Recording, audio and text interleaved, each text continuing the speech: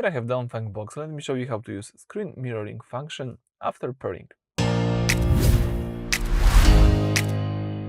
Alright, so in the first video I show you how to pair screen mirroring and start using this for the first time.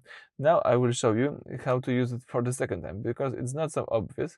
Let's tap the mobile phone mirroring, as you can see, and now let's go to your smartphone. Let's open the upper bar 2 times, and as you can see you've got the screen recording feature. Let's hold down the screen recording, and if you hold down the screen recording, the following menu should pop up. Then let's tap Car Auto Global, and now let's tap Start Broadcast. Here we've got countdown, and now it's working. So it's not so obvious.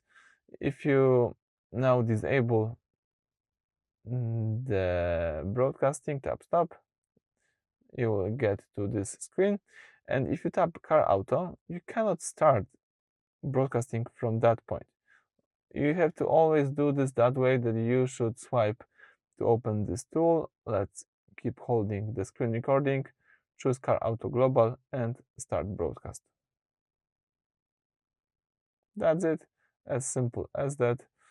Thank you for watching. Please subscribe to our channel and leave thumbs up.